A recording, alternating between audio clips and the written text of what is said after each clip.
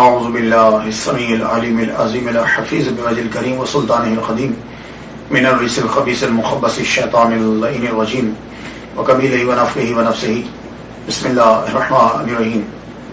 تمام نبیوں کے سردار حضرت محمد صلی اللہ علیہ وآلہ وسلم اور تمام مذاہب کے سردار دین اسلام کے پیروکاروں، سلام علیکم۔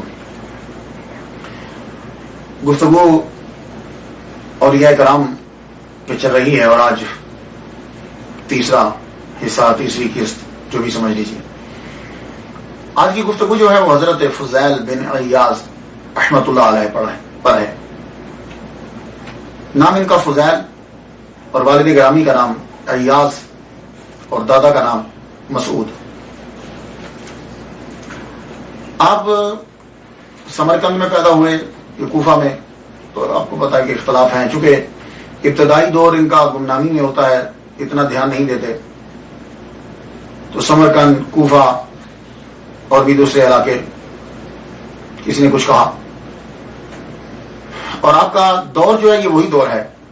حضرت حسن بصری رحمۃ اللہ علیہ دنیا سے جا رہے ہیں، ان کا آخری، اور حضرت امام اعظم نعمان بن ثابت کا دور اور عبد الواحد بن زید، ہارون الرشید کا یہ دور جو ہے، یہ قریب سارے دور انہوں نے پائے ہیں، یہ وہی، یعنی آپ یوں کہہ سکتے ہیں کہ دوسری صدی ہجری کے یہ عظیم صوفی ہیں۔ آپ کا ابتدائی جو زندگی ہے وہ بڑی حیران کن زندگی ہے، میں بڑا حیران ہوتا ہوں۔ اس کا ایک امیزش سی ہے جس کے اندر عبادت بھی نظر آتی ہے برابر چلتی ہوئی، اور اس کے ساتھ ساتھ جو ہے وہ ڈکیتی بھی چل رہی ہے۔ آپ زبردست مشہور ڈاکو تھے، اور ڈاکہ جو ڈالتے تھے گھروں میں جا کے چوری نہیں ہوتی تھی۔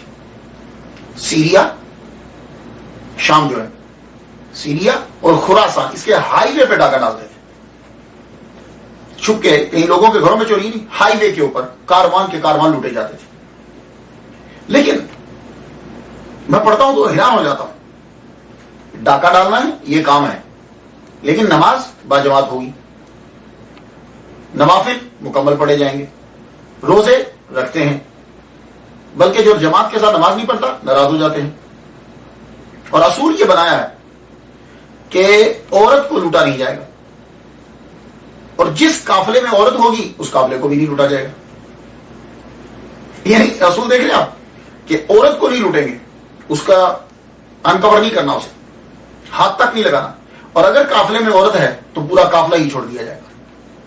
اور پھر جسے لوٹتے اس کا نام لکھا جاتا کہ تمہارا نام کیا ہے، رہتے کہاں، اور پھر لکھا جاتا کہ اس بندے سے کیا مال لوٹا گیا، اور پھر جس سے مال لوٹتے اسے تھوڑا سا مال واپس دے دیتے۔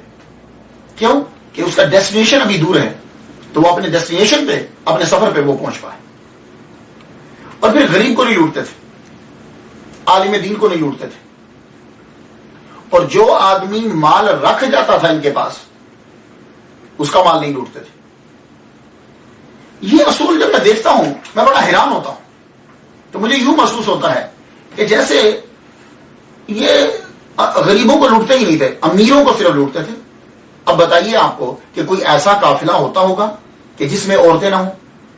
تو ان کا یہ اصول تھا کہ جس قافلے میں عورت ہے اسے لوٹنا نہیں، تو معلوم ہوا کہ تعداد اور کم ہو گئی، اور پھر غریب کو نہیں لوٹنا، تعداد اور کم ہو گئی، پھر لوگوں کو مال جو ہے وہ اتنا دینا ہے تو اپنے ڈیسٹینیشن پر پہنچ جائیں، مال کم ہو گیا، اور پھر یہ ہے کہ اس کا نام لکھ لینا ہے۔ ایک دفعہ ایک آدمی نے پوچھ لیا، فضیل بن عیاض سے پوچھ لیا، کہنے لگے یار میری انویسٹیگیشن کے مطابق نماز بھی پڑھتے ہو، روزہ بھی رکھتے ہو، نوافل بھی پڑھتے ہو، تو یہ ساتھ میں ڈاکہ کیا ہے، یہ سلسلہ کیوں چل رہا ہے؟ تو آپ نے پھر آیت پڑھی،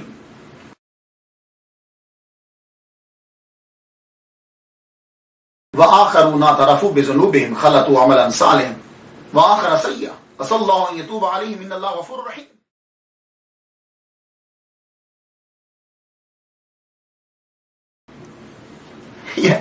میں جب پڑھتا ہوں تو حیران ہوتا ہوں کہ اس دور کے لوگ جو عام کامن لوگ ہیں ان کی آیات قرآنی اور حدیث کے اوپر کتنی نظر ہے کہ ان کا عام جتنا آج پڑھنے کے بعد حاصل ہوتا ہے وہ لوگ عام طور پر جانتے تھے. یعنی یہ آج پڑھ کر اس کو سنانے کا مطلب یہ تھا کہ مجھے رب تعالیٰ سے امید ہے ایک دن کام ہو جائے گا.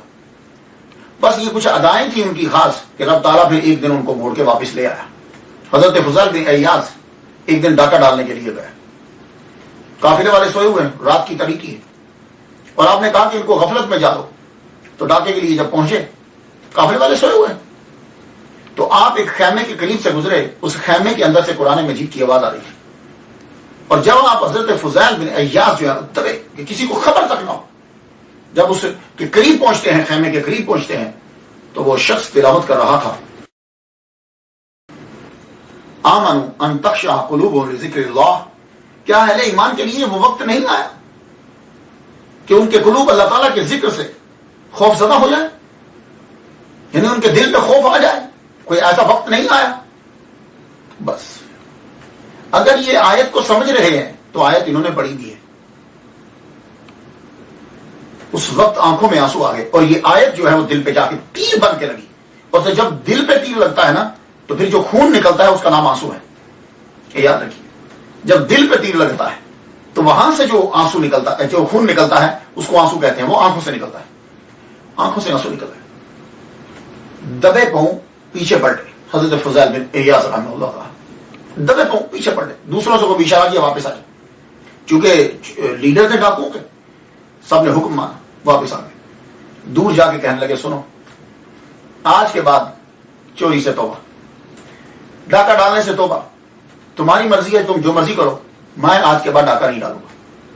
اسی لیے میں کہا کرتا ہوں خواتین حضرات کہ آپ بات کو بیان کرتے رہا کرو, اپنے گھر کے اندر, اپنے دوستوں کے اندر, تبلیغ کرتے ہوئے, جس شعبے سے بھی آپ تعلق رکھتے ہیں, آپ بات بیان کرتے رہا کرو. یہ نہ سوچا کرو کہ میں نے اپنے بیٹے سے یا اپنی بیٹی سے یا اپنی بیوی سے ایک مرتبہ کہا ہے نماز پڑھو, 2 مرتبہ کہا ہے نماز پڑھو, 3 مرتبہ میں نے بات سمجھائی ہے, میری بیٹی نہیں مانی, میرا بیٹا نہیں مانا. نہیں, کوئی ایسا وقت آئے گا کہ اس وقت میں وہی بات جس کو آپ نے 50 مرتبہ دہرایا اور اس نے اثر نہیں کیا, ہو سکتا ہے وہ کسی لمحے زندگی کے کسی موڑ پر آ کے وہی بات اثر کر جائے. وما علینا الا البلاغ, کیا ہے کہ بس ہم نے پہنچانا ہے, تو وہ بات کو پہنچاتے رہیے. تو اسی لیے میں امید کروں گا کہ یہ جو ہم نے سلسلہ شروع کیا ہے اولیاء کرام کا تذکرے کا, یہ آپ میری مدد کریں گے, آپ اس میسج کو آگے تک پہنچائیں گے, خود بھی سنیں گے اور دوسروں کو بھی جو ہے وہ سنائیں گے, اور جہاں تک نہیں پہنچ پاتے آپ یہ ہمارا لنک جو ہے وہ وہاں تک پہنچائیں گے تاکہ ہم لوگ شامل ہو جائیں اس پیغام کو پہنچانے میں. تو حضرت فضیل نے جب کہا کہ بھائی میں آج کے بعد چوری نہیں کروں گا, آپ نے دوستوں کو چھوڑا اور وہ دفتر جو تھا جس کے اندر نام لکھتے تھے وہ لے لیا ان سے, لے کے چل پڑے. آپ ریشم کا کلا پہنتے تھے, کپڑے بڑے قیمتی پہنتے تھے آپ, اور گلے میں تسبیح لٹکائے رکھتے تھے. سب کو چھوڑ چھاڑ کے صحرا میں جا رہے ہیں اور آنکھوں سے آنسو جاری ہیں. راہ میں ایک قافلے والوں نے پڑاؤ ڈالا, انہوں نے ان کے گلے میں تسبیح دیکھی, سر پہ پگڑی ریشم کی, انہوں نے سمجھا سے کوئی اور آدمی ہے, پہچانتے نہیں تھے. تو ایک صاحب بیچ میں سے بولے, کہنے لگے بھائی پڑاؤ تو ڈال دیا ہے قافلے والوں, دھیان سے رہیے گا, یہاں بہت بڑا ڈاکو فضیل ہے, مال لوٹ لیا کرتا سب کا. اتنا کہنا تھا. حضرت فضیل رو پڑے, بلند آواز سے انہیں کہنے لگے بے خوف ہو کر یہاں قیام کرو, فضیل ڈاکو تمہارے پہ ڈاکہ نہیں ڈالے گا, اس لیے کہ وہ میں ہی ہوں اور میں نے توبہ کر لی. اللہ اکبر. حضرت فضیل بن عیاض توبہ کر چکے, اب توبہ مکمل کرنی ہے. اب انہوں نے اس دفتر میں نام جو رجسٹر میں لکھے ہوئے تھے ان لوگوں کے گھروں میں پہنچے, کیونکہ وہ ایڈریس لکھ لیتے تھے, مال لکھ لیتے تھے, اور جس کا دے سکتے تھے مال تھوڑا تھا اسے مال دیا, اور جس کا نہیں دے سکتے تھے اس سے جا کے معافی مانگی کہ مجھے معاف کر دو. وہ جیسے تیسے راضی ہوتا تھا اس سے اپنے جرم کی معافی مانگتے تھے, اور وہ کہلواتے تھے اس کے منہ سے کہ تم کہو کہ میں نے تیرے جرم کو معاف کر دیا. اللہ. اب تو دیکھیے, جو جب فضیل اتنے مشہور تھے ڈاکہ ڈالنے میں, تو جب یہ معافی مانگنے جاتے ہوں گے تو اس بات کی شہرت کتنی پھیلی ہوگی. کئی لوگوں کی تو آنسو نکل جاتے تھے. کئی لوگوں نے جتنوں تک آپ پہنچ پائے, جن سے ملاقات ہو سکی, سب سے آپ نے اپنے جرم کی معافی چاہی. اور جس طرح تدارک ہو سکتا تھا آپ نے کیا. پھر آپ کے من میں یہ آیا کہ میں اب علم میں دین حاصل کروں مکمل. اس دور میں ڈھونڈا کہ سب سے بڑا عالم کون ہے, تو کوفہ میں پتا چلا کہ نعمان بن ثابت رحمت اللہ علیہ المعروف امام اعظم ابو حنیفہ وہ ہیں. جا کر ان کی محفل میں بیٹھ کے ان کے مدرسے میں داخلہ لے لیا. تو فضیل بن عیاض رحمت اللہ علیہ امام اعظم رحمت اللہ علیہ کے شاگرد ہیں. علم دین حاصل کیا. حضرت امام اعظم رحمت اللہ علیہ بہت قدر کرتے تھے, ان کی بہت عزت کرتے تھے. اب جب وہاں سے علم حاصل کر لیا, قرآن اور حدیث کا علم حاصل کرنے کے بعد اب من چاہا کہ میں تصوف میں قدم رکھوں. تو تصوف میں جن کی شہرت تھی حضرت حسن بصری رحمت اللہ علیہ. اب تصوف میں ملکہ حاصل کرنے کے لیے حضرت حسن بصری رحمت اللہ علیہ کی بارگاہ میں پہنچے. اور جب آپ بصرہ میں پہنچے تو معلوم ہوا کہ حضرت حسن بصری رحمت اللہ علیہ کا انتقال ہو چکا ہے, آپ دنیا سے رخصت ہو گئے. آپ کا اتنا سننا تھا کہ آپ وہیں بیٹھ کر رونے لگے. حضرت فضیل بیٹھ کر رونے لگے, زاروں کتار رو رہے ہیں. تو ایک آدمی قریب آیا, کہنے لگا روتے کیوں, پریشان کیوں ہوتے ہو؟ حضرت حسن بصری رحمت اللہ علیہ کا پورا فیض موجود ہے. خواجہ عبد الواحد بن زید رحمت اللہ علیہ یہ ان کے مرید خاص ہیں. ان کو انہوں نے وہ خرقہ عطا فرمایا ہے کہ جو محمد صلی اللہ علیہ وسلم نے مولا علی کو دیا تھا, اور مولا علی نے حضرت حسن بصری رحمت اللہ علیہ کو دیا تھا, اور حضرت حسن بصری رحمت اللہ علیہ نے عبد الواحد بن زید کو دیا ہے. وہ ان کے پاس خرقہ ہے, تو ان کے مرید ہو جاؤ.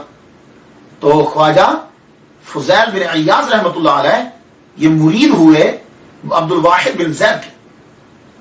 انہوں نے سینے سے لگایا, مرید بنایا, نصاحت کیے اور فرمانے لگے جاؤ آج کے بعد تمہارا نام محبان خدا کی فہرست میں لکھا گیا ہے. بڑی سعادت ہوتی ہے کہ پیر یہ جملہ کہہ دے. تو یہ بات یاد رکھیے گا, یہاں آپ کو بتاتا جاؤں کہ چشت اہل بہشت ان کے جو پیشوا ہیں, جو امام ہیں, بانی ہیں, ان میں سے یہ فضیل بن عیاض چوتھے ہیں. تو چشت اہل بہشت اپنا شجرہ جب شروع کرتے ہیں تو حضرت علی سے, حضرت علی کے خلیفہ حضرت حسن بصری رحمۃ اللہ علیہ, حضرت حسن بصری رحمۃ اللہ علیہ کے خلیفہ جو ہے وہ حضرت عبد الواحد بن زید, حضرت عبد الواحد بن زید رحمۃ اللہ کے خلیفہ فضیل بن عیاض. یوں چشتیوں کا شجرہ جو ہے وہ شروع ہوتا ہے. تو یہ چوتھے پیشوا ہے. ان سے اندازہ لگا لیجئے کہ کتنی اہمیت. وہاں سے تصوف میں تعلیم لینے کے بعد حضرت فضیل بن عیاض رحمۃ اللہ علیہ, اللہ تعالیٰ نے آپ نے شادی تو کی تھی, اللہ تعالیٰ نے آپ کو ایک بیٹا اور 2 بیٹیاں عطا فرمائی. بیٹے کا نام علی رکھا آپ نے. واپس آئے, عراق کے شہروں کے اندر سکونت اختیار کی, پھرتے رہے, بڑا عرصہ پھرے. ایک دن شوق آیا, کہیں مسئلہ پڑھ لیا کہ دنیا کے اندر اگر جرم کی سزا مل جاتی ہے تو آخرت میں اللہ تعالیٰ معاف فرما دیتا ہے. تو اپنے مرید ایک سے کہتے ہیں جاؤ مجھے امیر شہر کے پاس لے جاؤ کہ وہ میرے جرموں کی مجھ پہ حد جاری کر دے, اللہ حد نافذ کر دے, تاکہ میں پاک ہو جاؤں. آپ کے اصرار کے اوپر وہ شخص آپ کو امیر شہر کے پاس لے گیا. امیر شہر کے پاس لے کر کہنے لگے حضور یہ آئے ہیں فضیل بن عیاض, کہتے ہیں کہ مجھ پہ حد نافذ کی جائے. تو دنیا تو اب جانتی تھی, اللہ اکبر جل شانہ, سب لوگوں نے آپ کے جرم کو معاف کر دیا, جتنا مال تھا سب لوگوں کو واپس کر دیا. امیر شہر احتراماً کھڑا ہو گیا, آپ کی تعظیم کی. جب تک فضیل بن عیاض اس کی محفل میں بیٹھے رہے, امیر شہر روتا رہا. آخر وہ خود احتراماً ہاتھ باندھ کے کھڑا اور ایک اپنے دربان سے یہ کہا کہ بڑی عزت اور احترام کے ساتھ ان کو گھر چھوڑ کر آؤ. اب گھر میں جب داخل ہوئے اپنی بیوی سے کہتے ہیں آج بڑا زخم لگا ہے, چلو اب میں یہاں نہیں رہنا چاہتا, میں یہاں سے چلا جاتا ہوں, میں مکہ جا رہا ہوں, تم میرے ساتھ چلتی ہو تو فابیا, لیکن کہو نہیں جانا چاہتی میں تمہیں طلاق دے دیتا ہوں.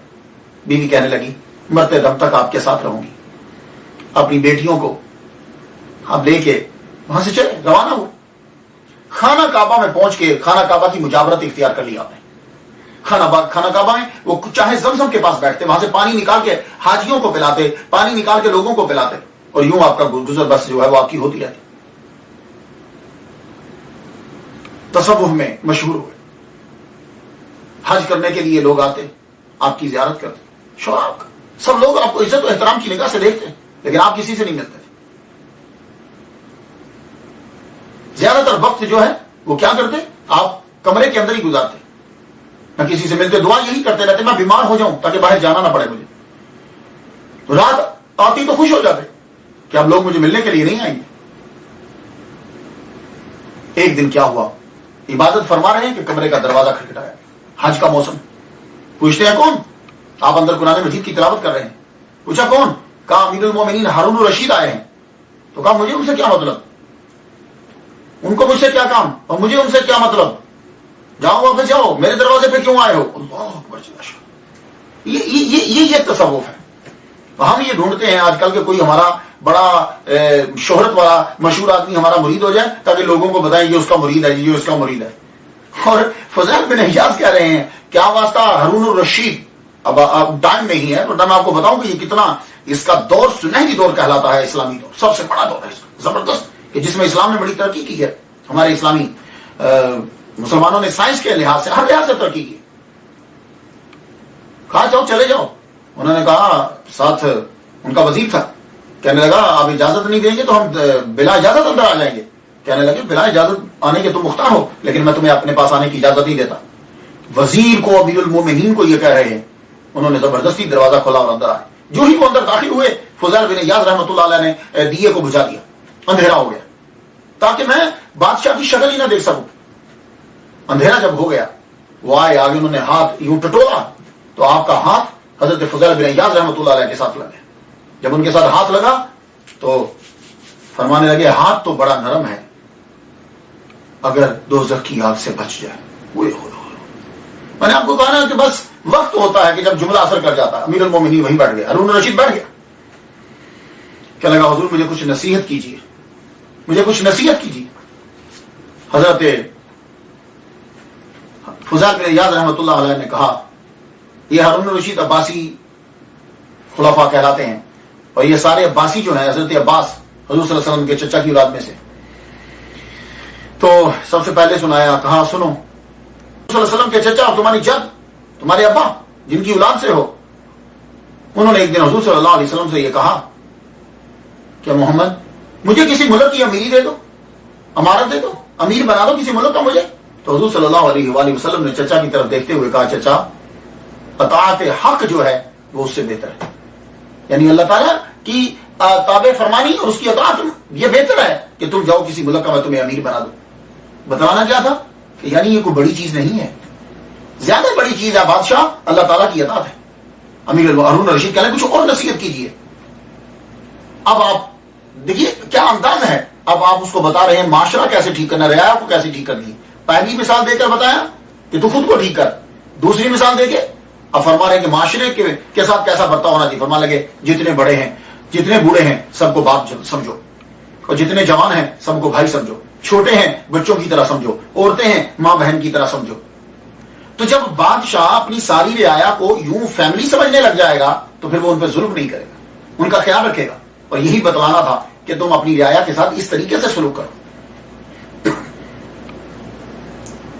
حضرت فضیل بن عیاض نصائح پہ نصائح کرتے چلے جا رہے ہیں اور امیر المومنین رو رہے ہیں, ہارون الرشید رو رہا ہے. فضل برمکی بولا, کہنے لگا بس بھی کریں آپ, کیا آپ مار دیں گے امیر المومنین کو؟ اس وقت تو حضرت فضیل غصہ فرما لگے حامان یہ تم لوگوں کی وجہ سے اور تمہارے جیسے گروہ ہیں کہ بادشاہ جو ہے وہ کام ٹھیک طریقے سے نہیں کر پاتے. حامان جانتے ہیں کون ہے؟ اتنے پاورفل وزیر کو آپ حامان کہہ رہے ہیں. ہارون الرشید نے غصہ نہیں کیا بلکہ کہنے لگا یہ تجھے حامان اس لیے کہا کہ مجھے فرعون تصور کر رہے. پھر بھی وہ نصائح کرتے رہے اور وہ سنتا اور کیجیے. فرمان لگے جاؤ بس کافی ہو گیا. ہارون الرشید جب اٹھ کے جانے لگا تو جاتے ہوئے اس نے 1000 دینار کی تھیلی دی. کہا حضور یہ 1000 دینار ہیں رکھ لیجیے, نظر کرتا ہوں. فرمانے لگے میں تجھے دوزخ سے بچانے کی کوشش کر رہا ہوں اور تو مجھے مصیبت میں مبتلا کر رہا. میری نصیحتوں کا تجھ پر یہ اثر ہوا کہ تو پھر مجھے 1000 دینار دے رہا. مجھے اس کی ضرورت نہیں ہے, لے جا. ہارون الرشید سمجھا کہ شاید انہیں شک ہوگا کہ میں نے عوام کا پیسہ اکٹھا کیا ہے. تو ہارون الرشید کہنے لگا یہ عوام کا اکٹھا کیا ہوا پیسہ نہیں ہے, یہ میری ماں سے مجھے ورثے میں ملا تھا, یہ میری ماں سے ملا, مجھے حلال ہے. فرمانے لگے میں اس کا مستحق ہی نہیں, جاؤ مستحقین میں. اللہ اکبر. یہ ہے تصوف, یہ ہے تصوف. اس لیے ہم ولی اللہ اولیاء کرام کے تذکرے کرتے ہیں. ان کو پوچھتے نہیں ہیں ان کی باتوں. آج میں پڑھ رہا تھا اسٹڈی کرتے ہوئے مسجد کے اندر, میری آنکھوں سے آنسو جاری تھے. حضرت ابراہیم بن ادم کا میں قصہ پڑھ رہا تھا جب ان کا بیٹا ان سے ملا. انشاءاللہ ہم بیان کریں گے اگلی قسط میں. میں روتا رہا ہوں. یہ ان کی جو سیرت ہوتی, ان کے واقعات جو ہیں وہ انسان کی زندگی کو چینج کر دیتے. 30 سال تک حضرت فضیل بن عیاض رحمۃ اللہ علیہ نہیں ہنسے. 30 سال تک. تھوڑا عرصہ نہیں ہوتا. ہم لوگ ایک دن نہ ہنسیں تو سارے گھر کے اندر عجیب سی کیفیت طاری ہو جاتی ہے. 30 سال تک آپ کبھی ہنسے نہیں. اور آپ کے مرید خاص بیٹا شیخ علی رحمۃ اللہ علیہ, وہ بھی چاہے زمزم پر ہی بیٹھا کرتے تھے. اس کے بعد ابا کی طرح ہر وقت روتے رہتے تھے. تو اللہ اکبر. ایک مرتبہ اتنے کمزور ہو چکے, چاہے زمزم کے پاس ہی بیٹھے ہوئے, کوئی صاحب قریب سے گزرے, سورہ ابراہیم کی آیت جو ہے وہ پڑھ دے, وَتَرَى الْمُجْرِمِينَ يَوْمَئِذٍ 49 ہے یہ سورہ ابراہیم کی. وَتَرَى الْمُجْرِمِينَ, تو دیکھے گا مجرموں کو. بس اتنا تھا کہ آپ کے بیٹے صاحبزادے, اسی وقت گریہ زاری شروع ہوئی اور اسی کے اندر آپ کا انتقال ہو, چاہے زمزم کے پاس ہی انتقال ہو. اللہ, اکلوتا بیٹا انتقال ہو گیا تو آپ ہنسے. 30 سال کے بعد بیٹے کے مرنے پر ہنسے. سب لوگ بیٹے کے مرنے پر روتے ہیں, اور وہ بھی اکلوتا ہو, بندے کو ہوش نہیں آتی, اپنے بیٹے کے مرنے پر ہنسے. اللہ اکبر جل شانہ. ابو علی رازی, آپ کے مرید خاص ابو علی رازی, وہ بولے, کہنے لگے حضور میں نے 30 سال تک آپ کو کبھی ہنستے ہوئے نہیں دیکھا, آج آپ کیوں ہنسے ہو؟ اور یہ جملہ سننا, جو جملہ انہوں نے سنا اور انہوں نے سنایا, آپ لوگ بھی سن لیجئے. اور یہی ٹائٹل ہے, یہی جملہ ٹائٹل ہے آج کا. ہر جملہ کوئی نہ کوئی ٹائٹل ہوتا ہے, یہ جملہ ٹائٹل ہے. کہنے لگے میرے مالک نے میرا بچہ لیا, وہ اس بات پر راضی ہے, تو جس پہ وہ راضی ہو میں کیوں نہ ہنسوں. یہ جملہ ٹائٹل ہے. یہ ہم سب لوگوں کے لیے ایک بڑی ڈھارس ہے. وہ میرا مالک ہے, میرے مالک نے بچہ واپس لے لیا, وہ اس پہ راضی ہے, تو جس پہ وہ راضی ہے, جس بات پہ میں اس پہ کیوں نہ ہنسوں. آپ کا آخری وقت آیا, آپ کو معلوم ہو گیا کہ میں اپنے رب کے پاس واپس اب جا رہا ہوں.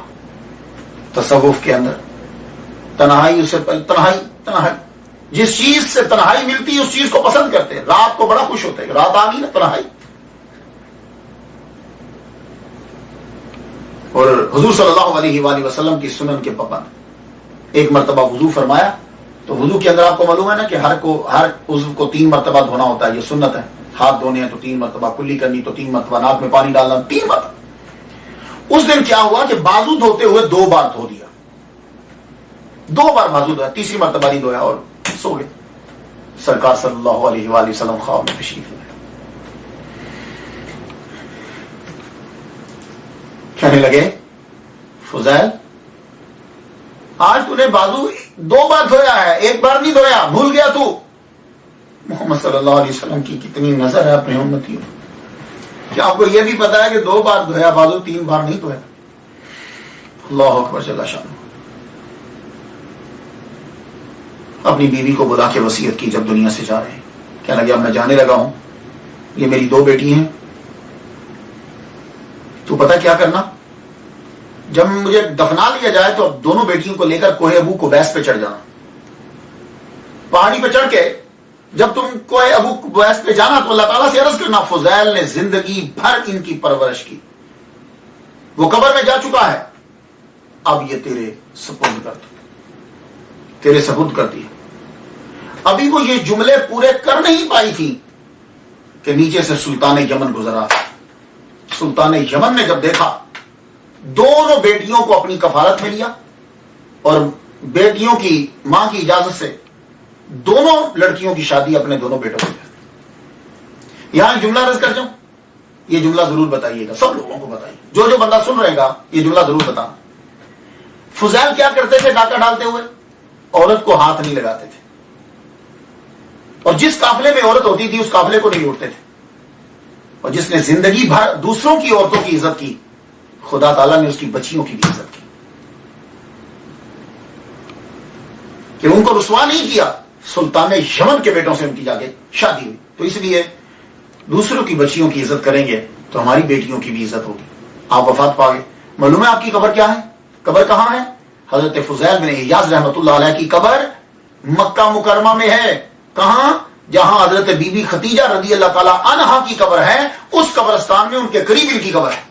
बाज ने कहा 3 रबीउल अव्वल को दुनिया से रुखसत हुए और बाज ने कहा मुहर्रमुल हराम को दुनिया से रुखसत हुए। 187 हिजरी के अंदर दुनिया से ये तशरीफ लेकर गए। अल्लाह ताला उन पर मजीद रहमतें नशावर फरमाए और हमारी हाजिरी जो है वो कबूल करे। इजाजत दीजिए, वाखिरु दावाना अनिल हम्दुलिल्लाहि रब्बिल आलमीन।